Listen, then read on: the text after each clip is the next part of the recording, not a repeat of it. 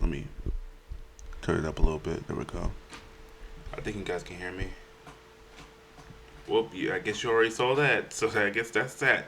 Hello, everyone, Birdman here, and I'm back with another banger. Today we're going to react to some death battle. Kai versus Tahu.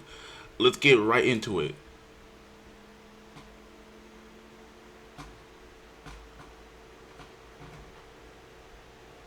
Can I get right into it?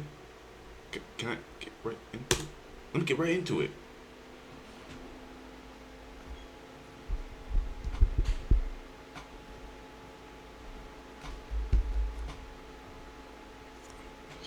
I not gonna lie, I wanted to watch Death Battle for a long time, ever since Aang versus that one guy. But now I'm most definitely watching.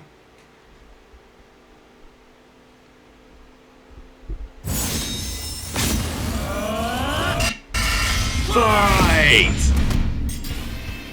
Kai versus Tahu. Who wins in an all-out brawl between Ninjago and Bionicle? He's Wiz and I'm Boomstick. And it's our job to analyze their weapons, armor, and and skills to find out who would win a death battle.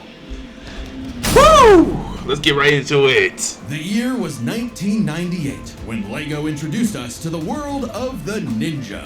Who could forget such classics as Ninpo Big Bat and Ninja Surprise? And the surprise is death! The near death of the LEGO company, in fact. But then, out of the shadows, a decade later, the ninja returned, remade, rebuilt. Ninjago! The story of Ninjago starts in the village of Ignacia. Kai was... Now, first of all, this might be spoilers for me because I did not watch like Dragon Rising. I watched the first few scenes of the first episode, and I'm not gonna lie, the animation got me a little iffy because it's combining the movie, like the Lego Ninjago movie. I feel like it's combining that and the newer modern animation, and for some odd reason, I don't like it. Was a simple blacksmith trying to get by with his sister, Nia. Not that he had the patience for his line of work. Kai's fiery streak couldn't be matched. It happens when your parents mysteriously vanish. And that streak continued when some skeleton men kidnapped his sister, and Kai learned that within him lay the power of fire. Thanks to the guidance of Master Wu, he ditched the hammer and anvil and did what any good brother would do. Become a ninja! And after some intense training and a bit of spilled tea, Kai mastered the special technique of spin jitsu. Look at him go! He's like a living Beyblade! Well, it's actually a precise use of perfect balance to deliver dozens of focus strikes in rapid. Yeah, Tornado Ninja, got it. First of all, they better add the Forbidden Scroll too. They better add the Forbidden Scroll. Pull in foes and summon his elemental power all around. And you know what that is. Fire! Yes, Kai can throw fireballs, resist extreme heat, form protective barriers of flame, and even conjure a fiery rising dragon. Basically shifting his spinjitzu into a more powerful draconic form. So Kai teamed up with Master Wu's other students, Jay, Cole, and Zane, to make a team of teenage ninjas. The Lego kind, not the turtle kind. On a mission to gather the 4 golden weapons and defeat the evil Lord Garmadon. He's the one who kidnapped Kai's sis. But hey, I've seen the Lego movie. This should be easy. He's a Lego mini guy. If he gets cut up, he just pops back together. Nope. Ninjago treats their characters like actual people, not Lego pieces. Except for in the movie, but that's part of the Lego movie continuity, not Ninjago itself. Oh, so Kai can take a hit, but he's not putting himself back together like everything is awesome. Huh. Which makes his quest all the more perilous.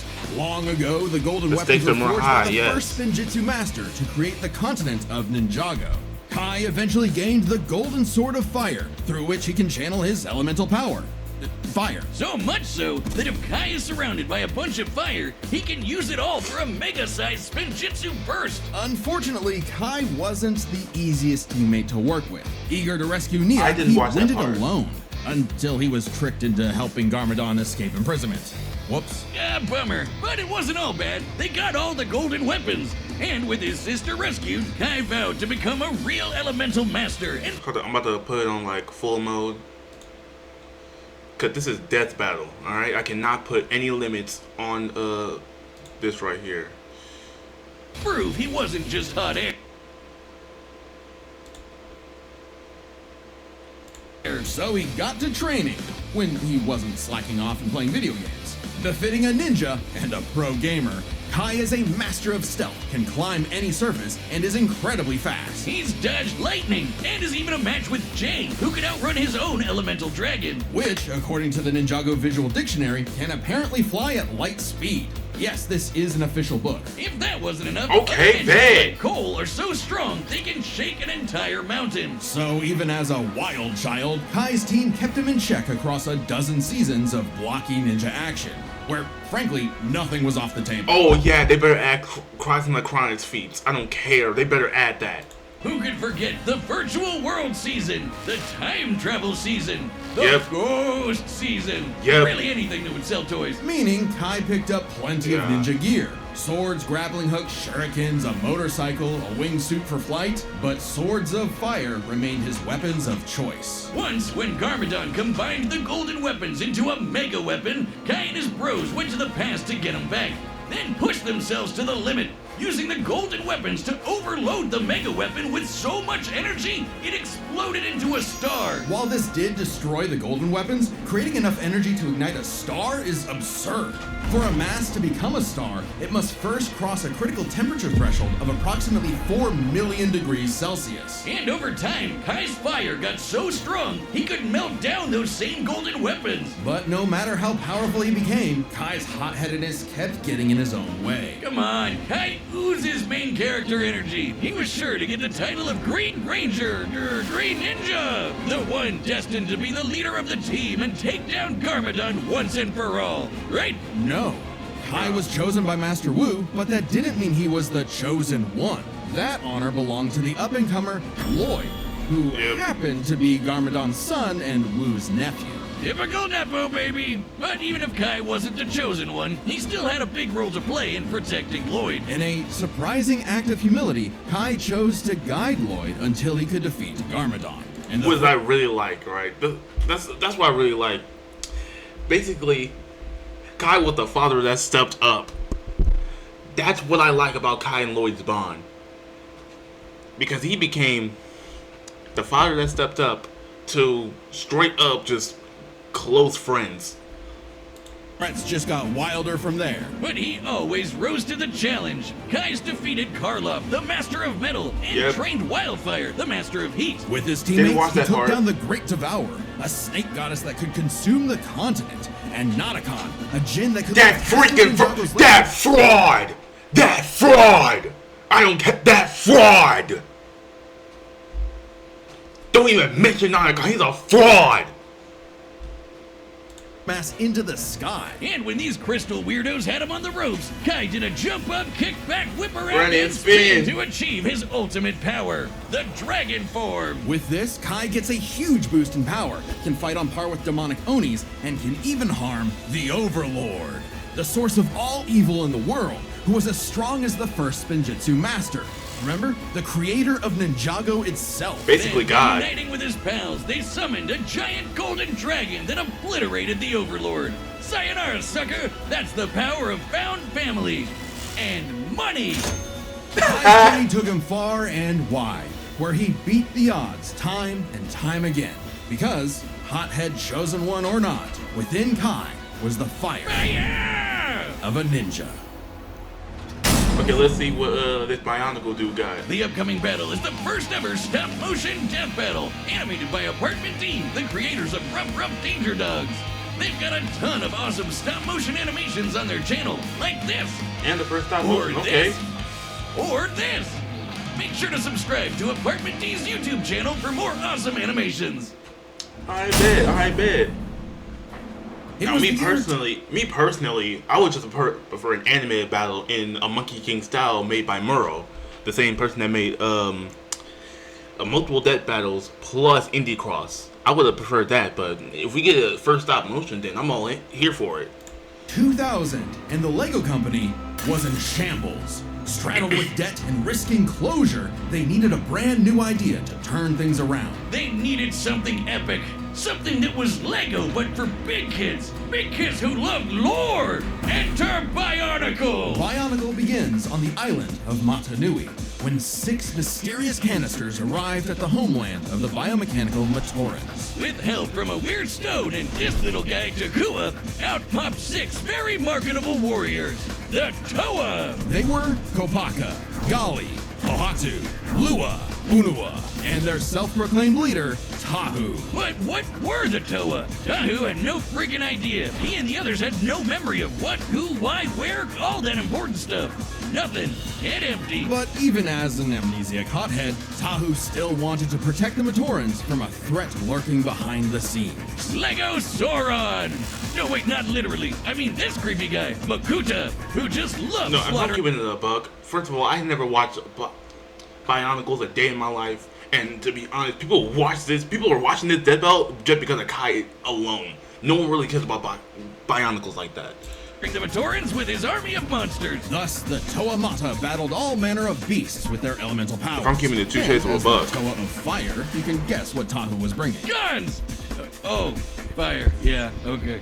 Even early on, Tahu could shoot fire, set his sword ablaze, melt thousands of tons of sand into glass, and even stop a volcanic eruption. But even more importantly, he surfs on lava! Oh man, that's so cool! I mean, hot. Tahu's fire is so hot that it can reportedly melt any known substance. Anything. And on the rare occasion that his own fire isn't enough, he can absorb flames from his foes and surroundings. But it would take all his might to face Matanui's trials and gather the Kanohi masks. Magic mask. Nah, I honestly can tell that this nigga right here is just gonna win just because he's some obscure character from some obscure Lego series. Unlike Kai, who is actually known. And for the fact that they said that this is for big kids, quote unquote, you already know they'll probably pull some out their ass and have this nigga win right here. That give extra powers, and the Toa scooped up a bunch of them. With his mask of shielding, Tahu can make an energy barrier that blocks all kinds of attacks. There's also masks of telekinesis, super strength, super speed, and X-ray vision. And from his mentor, Fakama, Tahu gained the Mask of Time. While its power puts a serious strain on the user, it's worth the risk when it can slow targets to a standstill. Plus, these masks can be swapped out whenever Tahu wants, thanks to a cyber totem that stores them all. Which came in handy as the Toa battled monsters across Matanui. Like the Avoka, a beast that could fire lightning, which Tahu had to dodge multiple times. But even from the start, Tahu was a lone wolf who preferred going solo, even if it meant leaving his Toa brethren in the dark. Tahu tried to take on some big bads all by himself, and it went even worse than you think. He lost his powers, and he lost all the rest of his team's powers. Awkward. But Tahu kept pushing forward, accepting his team as his siblings, overcoming his weaknesses, and rebuilding himself.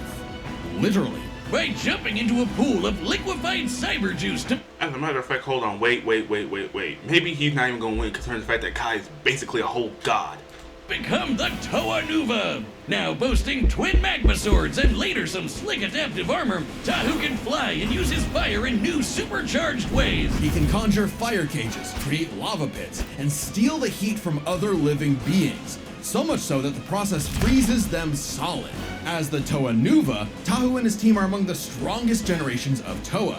Just as mighty as a much later iteration, the Toa Inaika, who defeated Umbra, a living beam of light. It was tough, but with some clever thinking and a mirror trap, they used Umbra's own super speed against him. But perhaps Tahu's most impressive ability is the Forbidden Technique, the move no Toa wants to use, because the absolute annihilation that it causes is unforgivable.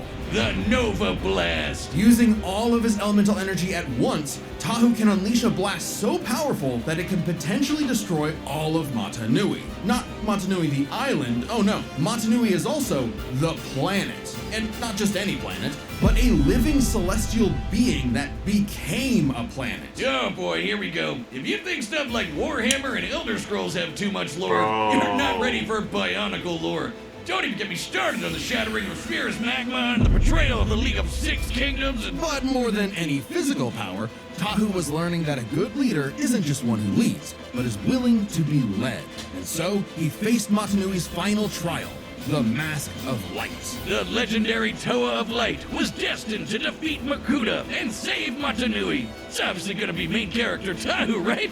Right? Of course not. Turns out, the Toa of Light was Takua. Oh yeah, the little guy who opened the capsules at the very beginning. The Toa were tasked with guiding this new member, something Tahu found surprising, but ultimately accepted for the good of the group. Good thing too, because they needed to be a solid team when they finally learned their true purpose. The whole reason they were built in the first place. Waking up God. Long ago, the great spirit Motonui charted the depths of space until the Makuta pterodax poisoned Motonui like a cancer.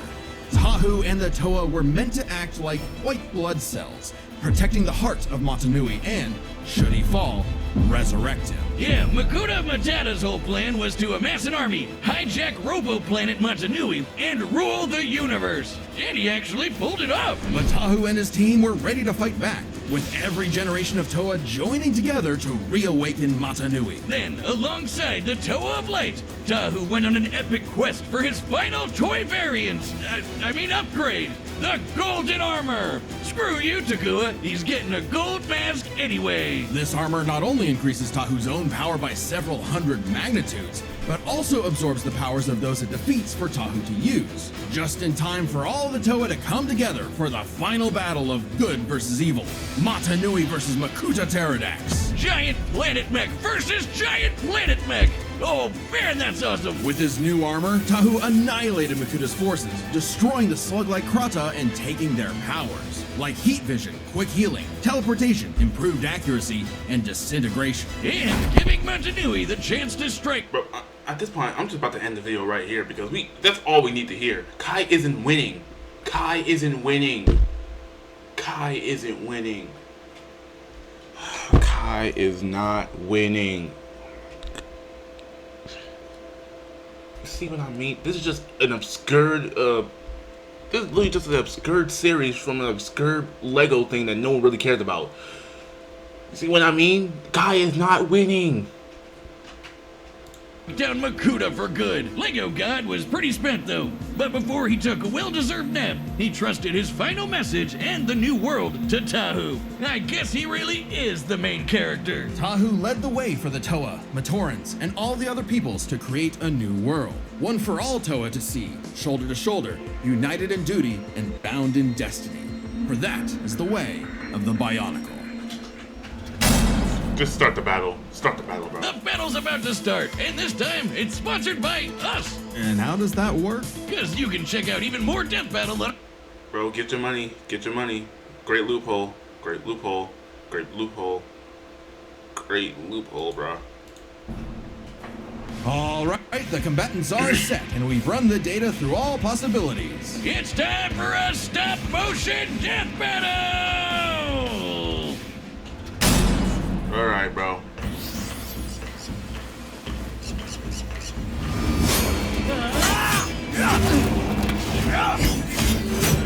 Okay, this is actually kind of heat. Already, it's heat. Man, the merge brought some weird ones. Let's see what you can do. Get off this island, pal, or you'll be nothing but hot ash.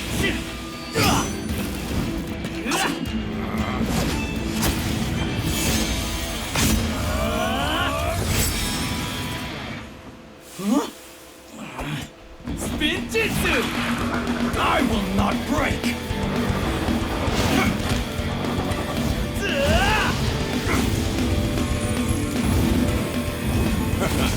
Yeah, isn't like Kai Another Virus? master of fire, huh? Why is it always me?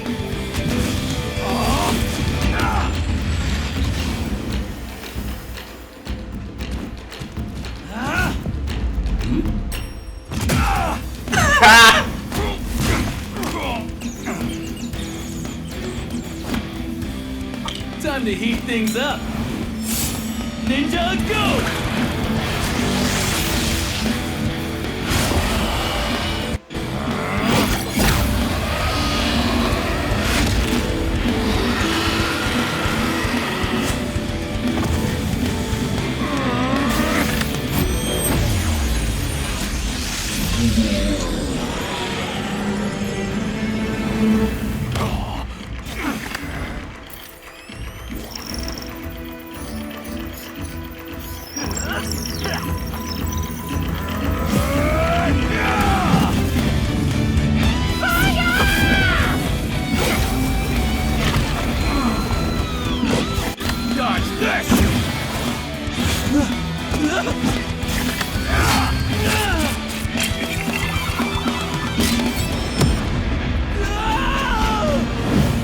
me.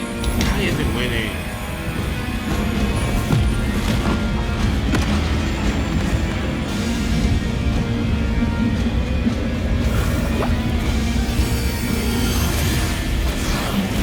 Surf's up!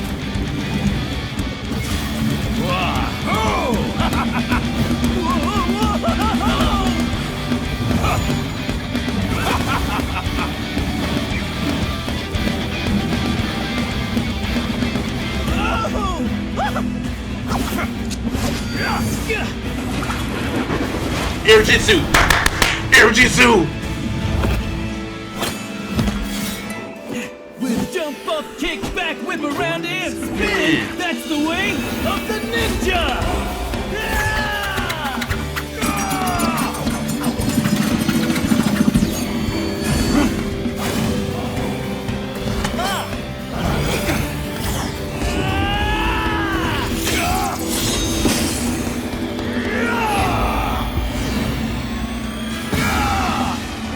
United in duty, bound in destiny. This is the way of the Bionicle! I didn't know Impact Frames game is beat in stop motion. But this is lit!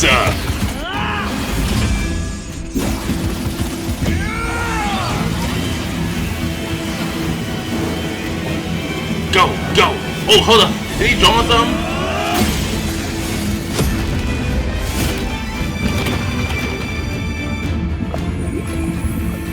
Now or never.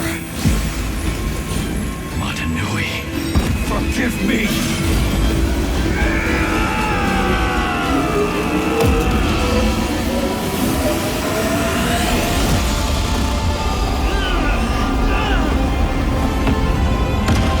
Wait, Kai's fire resistant. Kai's fire resistant. Kai's fire resistant. Kai's fire resistant. Come on, man. First time for everything. Full power! Ninja go! Yes!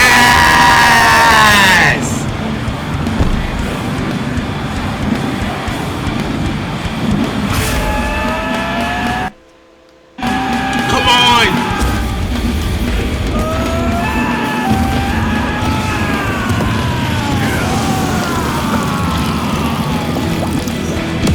Yes! Yes! Come on! Come on, come on, come on, come on!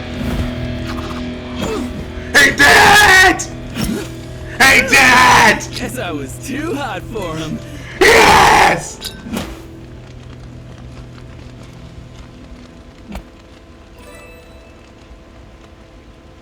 That's what I'm talking about! No, wait, that figure was Min! This match was not an easy call.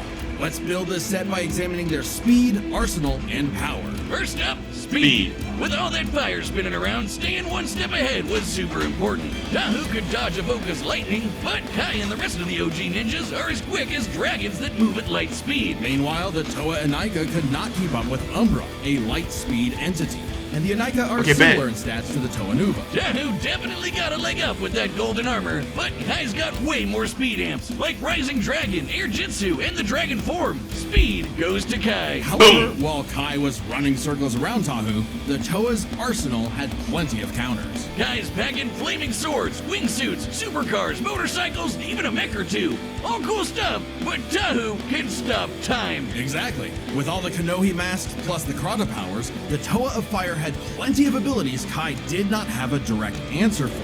In theory, the Mask of Time alone could nullify Kai's speed advantage. Yeah, too bad it hurts real bad to use. Like, really, really bad. Just one use almost took out Vakama. There's a reason why the Toa don't whip this out every time there's a new monster of the week. So Tahu could not reliably depend on the Mask of Time for a win without serious risk of a self-KO. But he has dozens of other unique powers. The masks of shielding, speed, and strength help him keep up with Kai. Add in golden armor powers like heat vision, quick healing, and improved accuracy, and Tahu has the wider arsenal. A lucky shot with disintegration could be enough to tip the scale. If Kai didn't dodge with his way better speed. So this all comes down to power. Firepower! Tahu's best move is the Nova Blast, which can wipe out a planet, but Kai's power created a freaking star. You know, classic ninja move.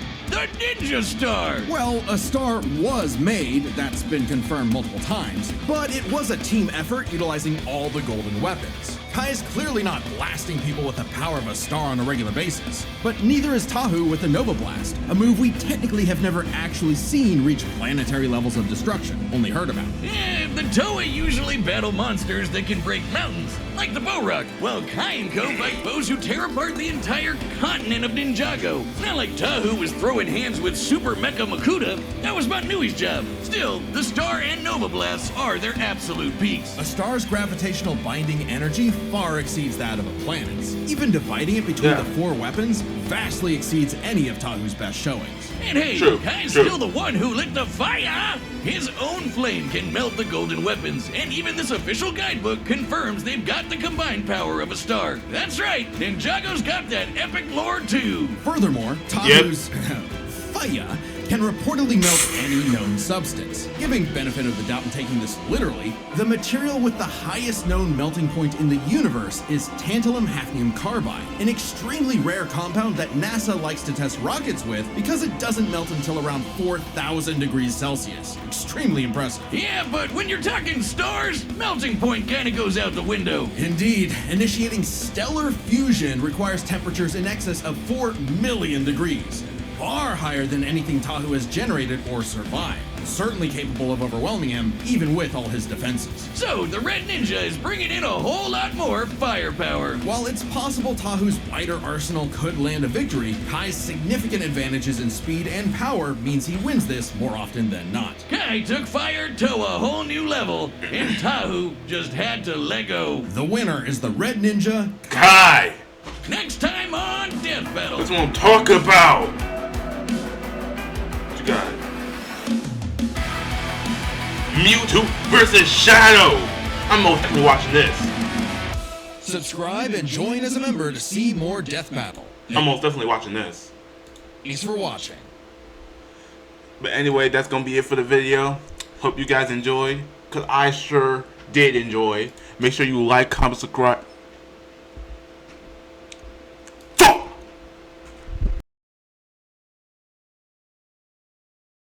Make sure you like, comment, subscribe, and all that good stuff. And I'm going to see you guys in the next one. And as always, I am out!